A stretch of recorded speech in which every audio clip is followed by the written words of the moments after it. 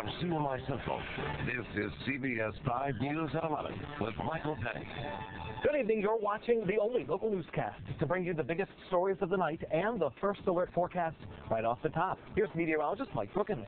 Well, Michael, early today we had frost concerns and it looks like even warmer temperatures and a little weekend rain coming up.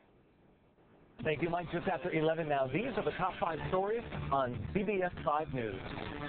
There would be one thing, though, I would say to older people regarding younger people, and that would be rather than say, what is that you've got on tonight, or what is that racket you're listening to, would be to take about 15 minutes a day and find out why they like the music they like or why they dress the way they do. They're not very much different than we are. New at 11, Dick Clark's influence, always bridging what sometimes seems like quite a gap between the young and the old. That was Clark talking to Edward R. Murrow on CBS. We have extended coverage on Dick Clark just ahead. The latest on the fate of one Syracuse elementary school, Elmwood Elementary, will shut its doors in June, which will save the Syracuse School District $3 million. The decision was part of the approved $366 million spending plan. The board voted on that tonight. The budget also includes increasing spending by 9.5% and borrowing $24 million against future state aid. New video, a man who stripped naked at an airport in Portland, Oregon, says he did so as a protest against airport security screeners after he set off a metal detector. He says he stripped to prove that he wasn't wearing a bomb. John Brennan is the man. He says he was being nude but not lewd, and that his actions are protected political speech. He's charged with indecent exposure. Right now, a throat slasher is on the run after a sexual encounter that Syracuse police say started on the website Craigslist. A 30-year-old man from Fulton is recovering after police say he and the suspect first met on the internet, then had sex in a wooded area off Martin Street on the city's north side. The attacker is described as about 5'9", with a thin build and short, dark hair. He was in a black jacket with the letters POW on it. If you have any information, call Syracuse Police. New information tonight: stealing a family dog or a cat could eventually be a crime that lands you in prison. The bill passed in the state Senate in Albany. It would make stealing any cat or dog a felony. And if it clears more hurdles, it would be the toughest law against pet theft in the entire country, punishable by up to 4 years in prison. The bill already has strong support in the full legislature. Tonight, Hollywood is reacting to the death of Dick Clark, and the head of CBS Television is reminding us all of the long list of programs we all love that Dick Clark is responsible for. He's one of these guys who will be remembered 50 years from now, because my guess is ABC will still have New Year's Rockin' Eve on, and the Golden Globes will still be here, which he created, and the Academy of Country Music Awards, plus the American Music Awards. There are numerous things that will leave his legacy forever. Dick Clark, who started in Central New York, the last time he was here was back in 1995. The Syracuse University alum was here as part of the Carrier Dome anniversary dinner. SU Chancellor Nancy Cantor called Clark more than just an icon, but a superb guide to the tectonic shifts in American popular culture for generations. She added tonight he will be greatly missed. CBS 5's Alex Dunbar reports on how Clark is being remembered by local broadcasters. Dick Clark's roots were right here in Central New York. For now, reporting from the campus of Syracuse University, I'm Alex Dunbar. It was back in the 1950s Dick Clark landed that weekend gig with WOLF radio before going full-time there. WOLF was located in the Onondaga Hotel in downtown, and we found this old clip promoting his show. Hi, this is Dick Clark, and the countdown is underway. 3 more days for the Dick Clark Show. And you won't want to miss our very first show. All of your favorite stars will be here in person. Hi, gang, this is Bobby Darin. Hi, this is Connie Stevens. It's Paul Rankin. That's right. We'll all be here on the new Dick Clark Radio Show. 2 big hours every afternoon, Monday to Friday, 4 on WOLF. And every morning on 93Q Radio, Ted Long is one half of the Ted and Amy Morning Show. Earlier on CBS 5 at 5:30, I talked with Ted about the impact Dick Clark had on his broadcasting career. first job in radio, one of my first jobs working on the weekends. We played Dick Clark, Rock, Roll, and Remember syndicated radio show. We're coming out these giant, big record albums, and you were supposed to throw them away after that weekend show was over. I used to take them home. I used to listen to them on my stereo at home. So, like I said, I think if you're of a certain age, you've always had Dick Clark in your life. Dick Clark. That's an image of Dick Clark from his early days in television. He got his start at WKTV in Utica. Governor Andrew Cuomo said today he's a true New Yorker who will be remembered for his energy, youthful spirit, and passion for his work. And students at Syracuse University are focusing on his legacy. And so many of you are commenting on the CNY Central Facebook about Dick Clark, sharing your memories. It's generating comments and trips down memory lane. Nancy Barron-Swan says she will miss Dick Clark. He was the youngest looking person as long as I can remember. He was always known for that. And Rebecca Baxter Turner wrote to us, he was truly the perennial teenager, and it was fun watching him in any capacity. Very nice and humble man. God bless. We invite you to leave your thoughts. We are interacting with more than 28,000 of you on the CNY Central Facebook page. Police are cracking down on drivers who blow past stopped school buses. And an Onondaga County principal is among those ticketed today. More on the crackdown coming up. Next, the top story from across the country, career ending. Some of the Secret Service agents are out amid the Colombian prostitution scandal. The latest next. And CNY Central is giving you a chance to get big discounts. Our deal right now for Northeast carpet cleaning. You'll find it right on our homepage at cnycentral.com. The top story across the country tonight comes from Washington, where there has been swift action on the part of the Secret Service in dealing with at least 3 of the agents accused of bringing international shame to the agency. Danielle Nottingham reports. The Colombian prostitute scandal has already cost 3 Secret Service agents their jobs. Danielle Nottingham, CBS News, the White House. The man who recently recanted his claims of abuse against Bernie Fine is now in prison in Maine. 23-year-old Zach Tomaselli claimed Fine sexually abused him in a Pittsburgh hotel room. Last week, CNY Central was first to report Tomaselli's admission that he made the allegations up, that he's never even met Bernie Fine. Now he's serving a 3-year prison sentence after pleading guilty to molesting a boy at a summer camp. Bernie Fine has not been charged with anything. He has denied the allegations from the start. Fine was fired by Syracuse University shortly after the first 2 alleged victims came forward. And we are 1 week away from Protecting Our Children, a special on preventing child abuse. It's next Wednesday, the 25th, from 7 to 8 o'clock. Volunteers with the McMahon-Ryan Child Advocacy Center are going to be taking your phone calls during the program on all issues related to child abuse and prevention. And one of the stories you will see during that hour special is my interview with a convicted level 2 sex offender. The man pleaded guilty to abusing his 10-year-old adopted daughter. He mentions how parents and caregivers can spot warning signs of abuse. He also talks about how his actions groomed the child for the abuse and about the guilt he feels now. I hate myself every day when I wake up, knowing what I've done to my daughter, not knowing whether she's going to grow up with the same issues I had, which I pray every day that she doesn't. Again, Protecting Our Children is next Wednesday night at 7, a cooperative effort by all the broadcasters in Central New York right here on CBS 5. Coming up on CBS 5 at 11, hockey fans buzzing in Central New York. Less than 48 hours until the Calder Cup playoffs come back here. We'll hear from the Crunch next in sports.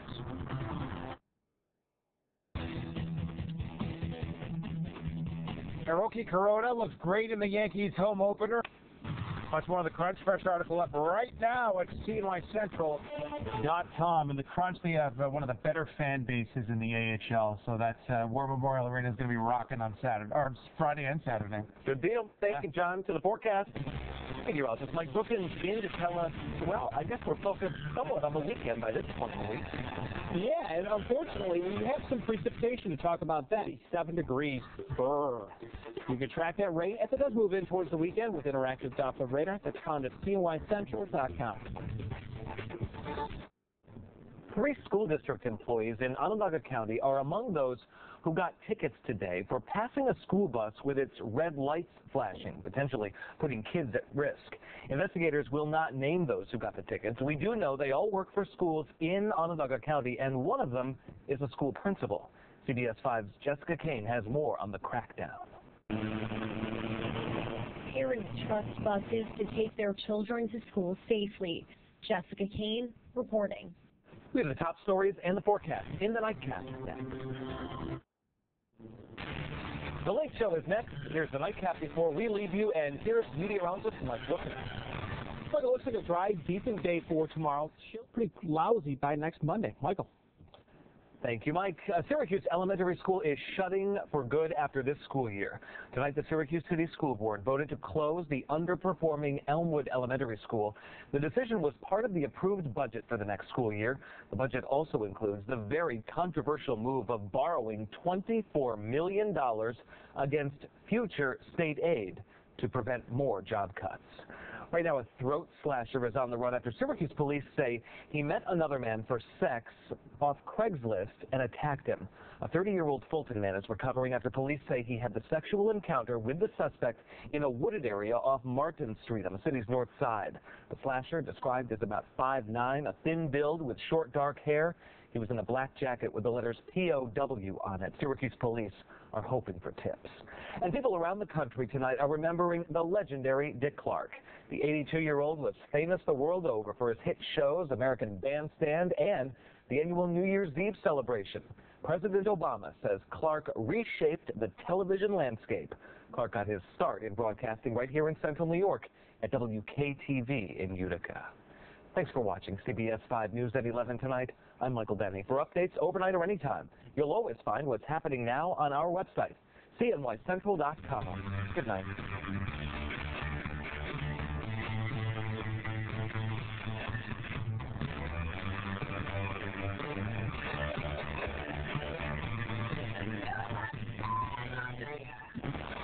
From CNY Central, this is CBS 5 News at 11 with Michael Denny.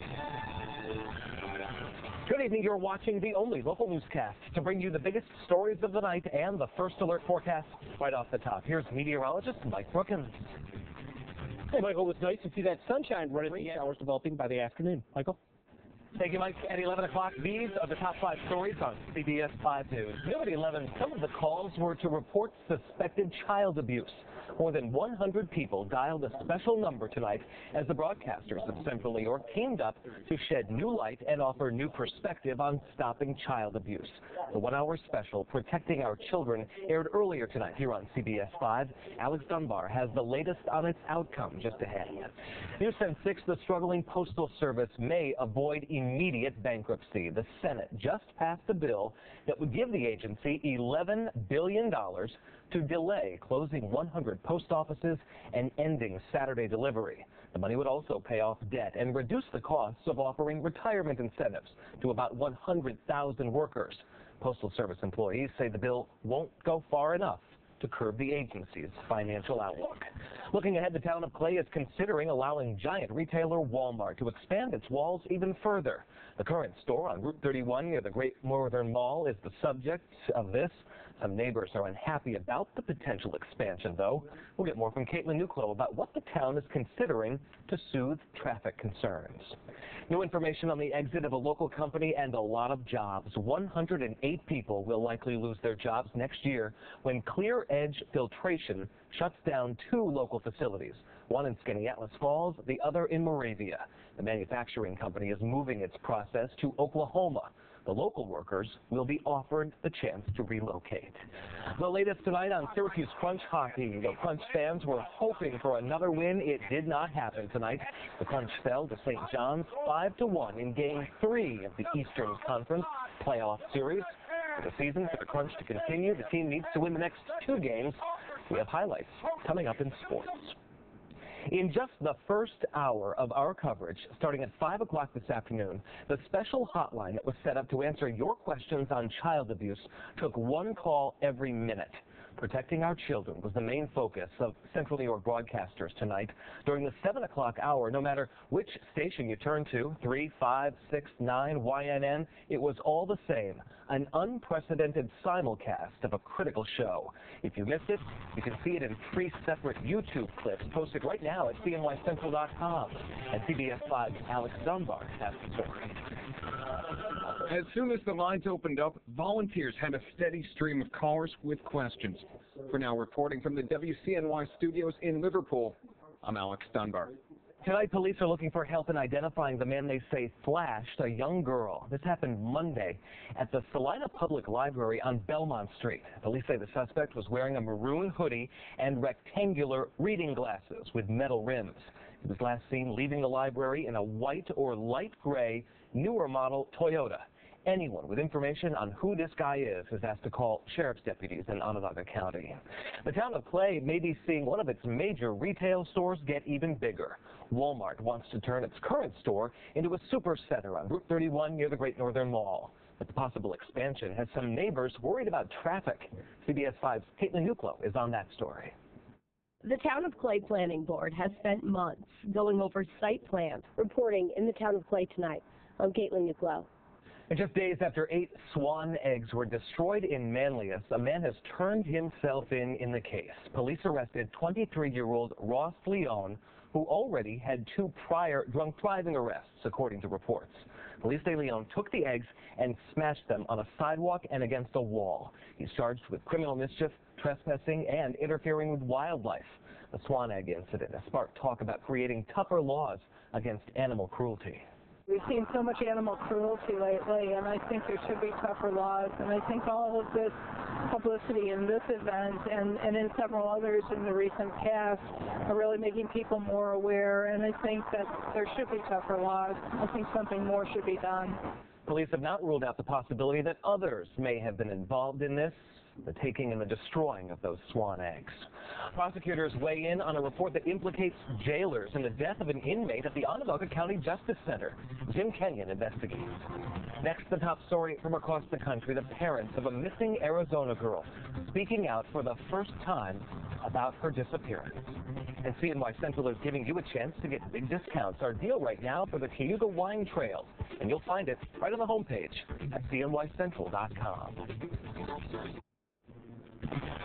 The top story across the country tonight comes from Arizona, where the parents of a 6-year-old girl who police believe may have been abducted from her bedroom are speaking out, and they are begging for their child back. Teresa Garcia reports. The distraught parents of Isabel Mercedes Celis took no questions from the media. Teresa Garcia, CBS News.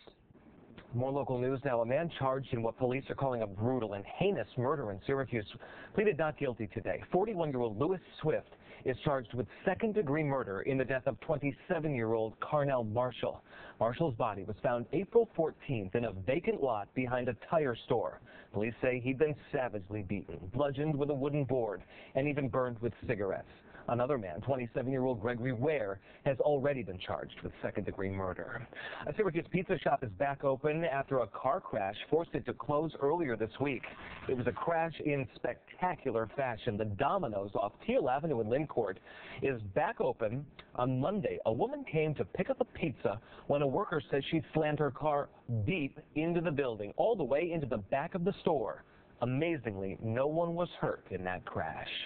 Syracuse hospitals are hoping more people step up in life or death situations. Organ transplant waiting lists have grown by 10% just in central New York in the last year. Now leaders are announcing a new awareness campaign, hopefully to boost organ donor registration. Today, families of organ donors told their emotional stories. We received a phone call from the medical examiner's office asking if we wanted to have Elena's tissue donated. And without hesitation, I knew in her death there could be life for someone else. Patients on the organ transplant waiting list could be on it for more than 4 years.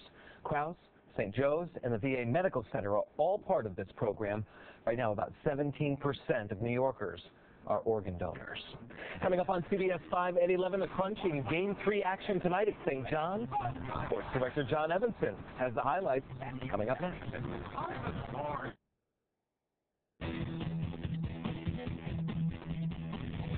The Syracuse Crunch were far. That's some hardware. Yes, indeed. And Stewart is off to play with Team USA again, and then she reports to UConn in June, she tells me. So, exciting month. I mean, it's great for her. It's also great for those other teams who have played with her. You know what I mean? They are, they're family forever. They sure Amazing accomplishment. Thank you, John.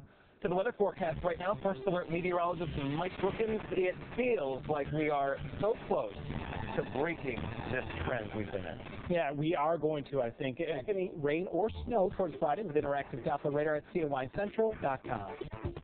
Thank you, Mike. Tomorrow at 5 and 6 o'clock right here, I hope you'll join us for a critical look at drowsy driving. There were more than 1,100 deadly accidents in New York State in 2010 blamed on that. Kaxton Hirsch's son, Jordan, died in a crash in 2010. On his way home from Binghamton University, the car drifted off the road and crashed into trees. He believes his son fell asleep at the wheel. Everybody who's gone has lost a child, or not just a child, just anybody that they love, they ask themselves, what could I have done? I could have taught them a little bit better about the dangers of fatigue driving. I wish I would have done that. I never did. Join us tomorrow at 5 and 6 to hear more about this story and what you can do to prevent drowsy driving. There are calls for major change tonight after a scathing report out this week that finds the death of an inmate at the Onondaga County Justice Center is the fault of the jailers there. And there's also criticism of the county medical examiner's office. CBS 5's Jim Kenyon investigates. The State Commission of Correction report declares the death of Raul Panett a homicide. Jim Kenyon reporting. We have the top stories in the forecast in the nightcap when we come back.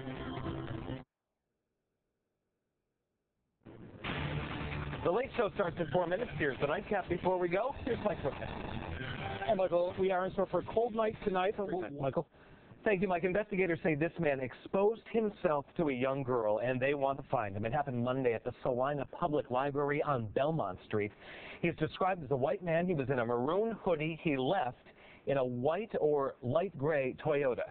If you have any information on this guy, call sheriff's deputies in Onondaga County. All of the Central New York broadcasters came together tonight in a collaborative one-hour special. We called it Protecting Our Children. More than 100 of you called in tonight with questions about everything dealing with child abuse. If you missed our special presentation, we have it for you, easy to watch in 3 separate YouTube clips. That's posted right now. It's the top story at cnycentral.com. A great night of television, and I was proud to be a part of it. Thanks for watching CBS 5 News at 11 tonight. I'm Michael Benny. For updates overnight or anytime, you'll always find what's happening now at cnycentral.com. Good night.